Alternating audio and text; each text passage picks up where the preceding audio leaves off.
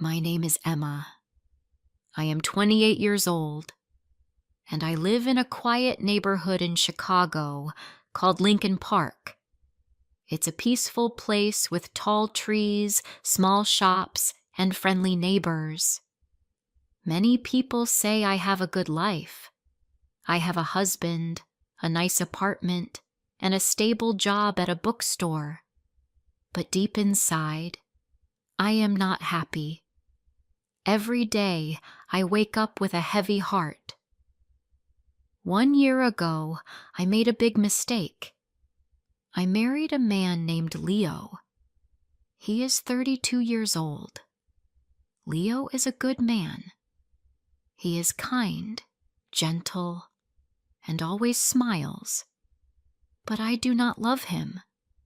I married him not because of love, but because I was angry and sad.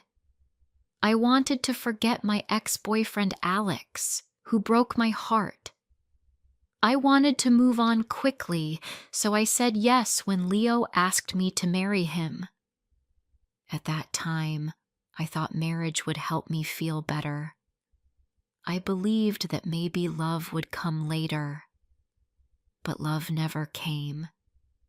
And now, I am the one who is hurting. Leo does everything to make me happy. He brings me flowers on Fridays. He cooks dinner when I feel tired. He writes small notes and puts them in my lunch bag. He calls me my sunshine and always kisses my forehead.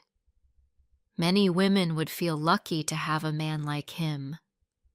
But I feel sad because I cannot love him back. One night we were sitting on the balcony. The stars were bright and the air was warm. Leo looked at me and said, "Emma, I know you don't love me yet, but I believe you will. I will wait. My love is strong enough for both of us." His words made me want to cry. He was so full of hope, but I had no hope inside me. I felt like I was lying every day. I smiled when I didn't want to. I said thank you when I felt nothing. I was living a life that didn't belong to me. My mother once told me, "Emma, love can grow with time. Marriage is not always about strong feelings. It is about kindness, respect, and patience." I tried to believe her. I tried to be patient. But every day, I felt more and more like a stranger in my own life. One Friday evening, Leo made a special dinner for me. He cooked my favorite dish, chicken pasta with garlic bread. He lit candles, played soft music, and even wore the blue shirt I liked. He said, "This is for you, Emma. Emma, you are my everything." I looked at him, smiled a little, and said, "Thank you." But inside, I felt empty. I could not enjoy the food. I could not enjoy the music. I felt like I was acting in a play, not living a real life. After dinner, Leo took my hand and said, "Let's go for a walk." We walked to the small park near our apartment. There, under the old oak tree, Leo had proposed to me 1 year ago. He smiled and said, "Remember this place? I told you I would love you forever." I looked at the tree, then at him. I wanted to scream, "I don't love you, Leo!" But I stayed quiet. I didn't want to hurt him. He looked so happy, so full of love, and I felt like a terrible person. That night, I couldn't sleep. I stared at the ceiling for hours. I thought about my life, my choices, and my heart, I asked myself, will I ever feel happy again? The next morning, my best friend Nina called me. She said, "Emma, your voice sounds tired. Are you okay?" I wanted to say yes, but I couldn't lie, so I told her the truth. "I don't love Leo," I said softly. "I married him because I wanted to forget someone else. But I feel trapped now. I feel sad every day." Nina was quiet for a moment. Then she said, "Maybe you need some space. Maybe time apart will help you understand your heart better." I shook my head. "It's not time, Nina. My heart just doesn't feel anything for him." Later that day, I sat with Leo on the sofa. I tried to speak. "Leo," I said, "I need to talk to you." But before I could say more, he stopped me. "I know what you're going to say," he said quickly. "Please don't give up on us yet, Emma. I still believe we can make this work." His eyes were full of hope again, and I felt worse. I didn't want to destroy his hope, but I knew I couldn't give him what he needed. I felt tired, like I was carrying a heavy bag every day. One Sunday, Leo asked me something that shocked me. "Emma," he said, "do you want to have a baby? I think it will bring us closer." I froze. I didn't know what to say. The idea of having a child with someone I didn't love scared me. I looked down at my hands and said quietly, "I'm not ready, Leo." He nodded slowly. He looked hurt, but he didn't push me. That made me feel even worse. He was always gentle, always kind, and I was always silent, always distant. That night, I wrote in my journal, "I feel like I'm drowning in this marriage. Leo is a good man, but I can't be the wife he deserves." I also wrote, "Sometimes I want to leave, but I'm scared. What will people think? Will they say I am selfish? Will they say I didn't try hard enough?" One evening, I packed a small bag. I planned to leave. I looked at Leo while he was sleeping. He looked peaceful. He looked happy. I stood by the door, holding my bag, but I couldn't do it. I put the bag down and sat on the floor. I cried quietly. The next morning, Leo made coffee for me. He kissed my cheek and said, "Good morning, my love. I believe in us." His words broke my heart again. I wanted to scream, "Stop hoping!" But I stayed quiet again. I walked to the window and looked at the street. A dog was running, kids were laughing, and the sun was shining. The world was moving, but inside I felt stuck. I didn't know what to do. I didn't know how to fix my life. I only knew one thing. I couldn't live like this forever. Before I share the rest of my story, I want to ask you something. Where are you listening from? It gives me strength to know someone is hearing my words, someone who understands. Please tell me in the comments. I would really love to know. The days passed slowly. I woke up every morning, made breakfast, went to work at the bookstore, came home, and smiled for Leo. But inside, I was tired. I was tired of pretending. One Saturday, Leo came home early with 2 movie tickets in his hand. He said, "Emma, let's go out tonight. Just you and me. I want to see you smile again." I nodded and said, "Okay." But I didn't want to go. I just didn't want to say no. That evening, I wore a nice dress and put on lipstick. I looked happy, but I didn't feel happy. At the theater, Leo held my hand. He laughed at the funny scenes. He looked at me often, hoping to see joy on my face. I tried to smile, but my smile didn't feel real. After the movie, he said, "That was fun, right?" Said, "Yes, it was nice." But deep inside, I felt cold. When we reached home, Leo made tea for both of us. We sat on the couch, and he put his arm around me. He whispered, "I missed you, Emma." I looked away. I didn't answer. I felt bad.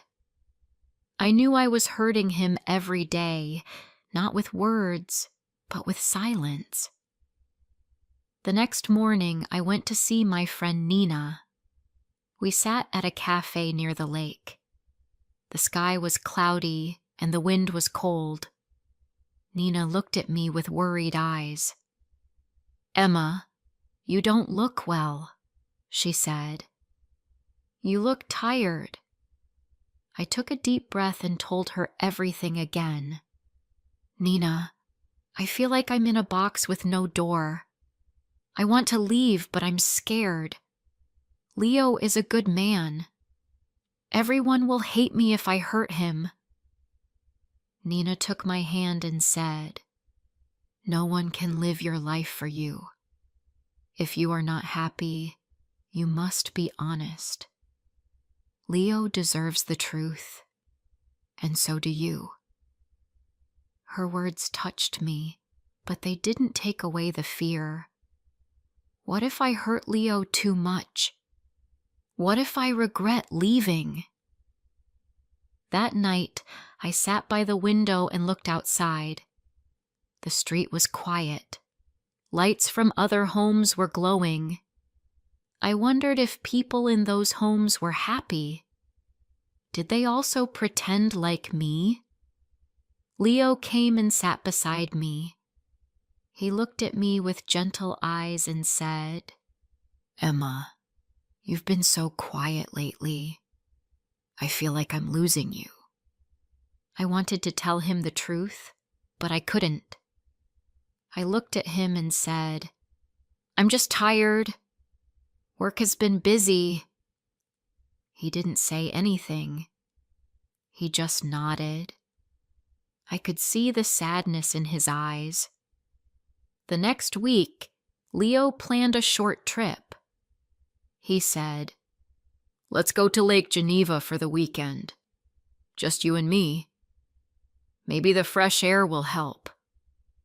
I didn't want to go, but I said yes again. I didn't want to hurt him. We drove for 2 hours. The lake was calm, the trees were green, and the sky was blue.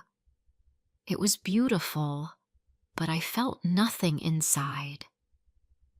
Leo booked a small hotel by the water. In the evening, we walked along the shore. He took pictures and laughed. He held my hand and said, "This is nice, right?" I didn't know what to say. My heart was silent. I felt like I was walking in a dream that wasn't mine. That night in the hotel, Leo gave me a small box. I opened it and saw a necklace with a tiny heart. He said, "This is for you. My heart is yours." I looked at the necklace and felt tears in my eyes. Not because I was happy, but because I knew I didn't deserve his love. "Thank you," I said, my voice low. Later, when he fell asleep, I sat on the floor near the bed. I didn't want to cry out loud. I just sat there, thinking. I thought about the day we met. I remembered how kind Leo was to me when Alex left. He helped me, listened to me, and made me smile again. But I never felt love for him. I married Leo because I was broken. I didn't think clearly. I thought being with someone nice was better than being alone. But now I see, it is worse to live without love. When we came back to Chicago, I started writing letters to myself. I didn't show them to anyone. I just wrote what I felt. One letter said, "Emma, you are not a bad person. You made a mistake, but you didn't do it with hate. You wanted to feel better, but now you must be brave. You must find your truth."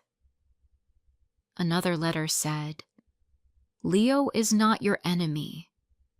He is a good man, but he is not your home. You cannot give him what he needs." Writing helped me understand myself. It helped me see my own pain clearly. A few days later, Nina called me and said, "Emma, you sound stronger." I said, "I'm thinking about telling Leo everything. He deserves the truth." She said, "I'm proud of you." That evening, I made tea and asked Leo to sit with me. My hands were shaking. "I need to tell you something," I said. He looked at me and said, "Okay." I took a deep breath. "Leo, I care about you. You are a good man, but I don't love you. I never did. I married you because I was hurting. I thought love would come later, but it didn't." Leo was quiet. He didn't move. His face was calm, but his eyes were wet. He said softly, "I knew, Emma. I saw it in your eyes. I just didn't want to believe it." Tears rolled down my cheeks. "I'm so sorry," I said. "I never wanted to hurt you." Leo nodded. "I love you, Emma. I really do. But I can't be the only one trying. If your heart isn't here, I can't hold you back." His words broke me. He was still kind. Even when I was honest, even when I gave him pain, he stayed kind. We sat in silence for a long time. No shouting, no blame, just sadness. Real, quiet sadness. That night, I slept on the couch. I looked at the wall and whispered, "I told the truth. I finally told the truth." I didn't know what would happen next. I didn't know if I would leave soon or if we would talk more. But I felt lighter. For the first time in months, I felt like I was breathing. The next few days were quiet. Leo and I still lived in the same apartment, but we didn't talk much. We both needed space to think. I slept in the small guest room. He slept alone in our bedroom. In the mornings, Leo still made coffee.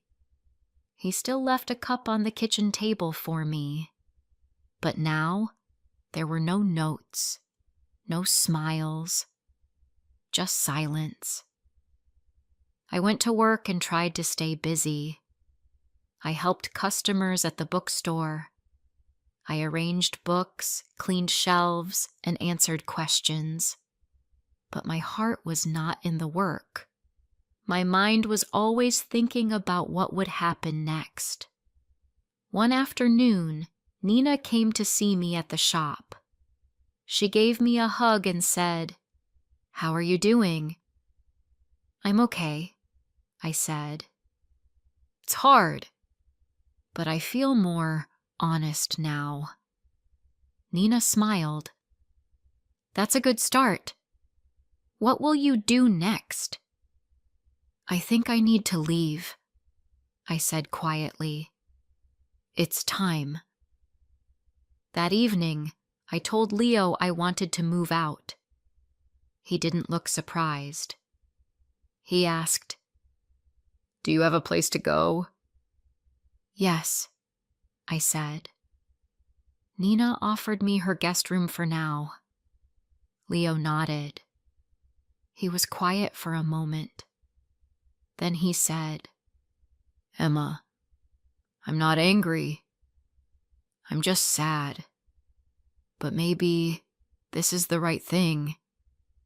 I felt tears in my eyes. "I never wanted to break your heart," I said. He gave a small smile. "You didn't break my heart, Emma. I gave it to you freely. Even if you couldn't keep it, I don't regret loving you." His words were kind, but they made my heart ache. The next morning, I packed my clothes and a few books. I didn't take much. The apartment felt heavy with memories, even though we had only lived there for 1 year. I looked at the small things: his coffee mug, our wedding photo, the blanket we used while watching movies. Leo helped me carry my bag to the door. He said, "If you ever need anything, call me." I nodded. "Thank you for everything, Leo. You were always good to me." He looked at me one last time and said, "Take care, Emma." Then I walked out of the apartment. Nina was waiting in her car. She smiled and opened the door. "Let's go," she said. I sat beside her and we drove away. I didn't look back. At Nina's apartment, I sat in the small guest room and cried. Not because I missed Leo, but because I felt so many things: guilt, sadness, fear, and also a little hope. For the first time, I had made a choice for myself. I had said the truth. I had taken a step forward. The days passed slowly. I stayed at Nina's place for a few weeks. I helped her with cooking, cleaned the dishes, and sometimes watched movies with her. She never pushed me to talk, but she was always there when I needed to cry. I started going for long walks by the lake. I watched people walking their dogs, riding bikes, and drinking coffee on benches. I liked watching life go on. It helped me feel calm. One day, I walked into a small cafe and saw a flyer for a creative writing class at the community center. Something inside me said, "Try this." So I signed up. The class was small, just 8 people. We wrote stories and read them out loud. At first I was shy, but slowly I started to enjoy it. I wrote about my feelings, my past, and my hopes. One evening after class, I wrote something in my notebook. I lost love before I even found it, but now I am finding myself. That sentence made me smile. A few weeks later, I got a message from Leo. He wrote, "Hi, Emma. I just wanted to say, I hope you're doing well. I'm taking some time for myself too. I've joined a cooking class. It helps me stay busy. No pressure to reply. Just wanted you to know I'm okay. I stared at the message for a while. Then I replied, Hi, Leo. Thank you for your message. I'm glad you're doing okay. I'm in a writing class now. It's helping me too. Wishing you peace and happiness. We didn't talk again after that, but it felt good to say goodbye in a kind way. Months passed. I found a small studio apartment near the bookstore. It wasn't fancy, but it was mine. I painted the walls light yellow. I put flowers in the window. I hung a picture of the lake. Every morning, I made my own coffee. I sat at the window and watched the world outside. I felt lonely sometimes, yes, but I also felt free. I still thought about Leo. I hoped he would find someone who truly loved him. He deserved that. He gave love with an open heart. I hoped someone would do the same for him. One day, while cleaning my drawer, I found the heart necklace Leo gave me at the lake. I looked at it for a long time. Then I placed it in a small box and wrote a note. Thank you for your kindness. I couldn't wear it, but I will never forget it. I left the box at Nina's place. She said she would return it to Leo for me. As the seasons changed, I changed too. I began to smile more. I made new friends in my writing class. I laughed again. I started to feel like me. One night, I looked in the mirror. I saw a woman with tired eyes but a soft smile. A woman who had been lost but was now walking her own path. I whispered to myself, it's not a perfect story, but it's mine. I am still learning, still growing. I don't know what the future holds, but I know one thing now. Never marry for the wrong reason. Never silence your heart. If someone out there feels like me, I want to say, you are not alone. It's okay to make mistakes. It's okay to start again. Be honest.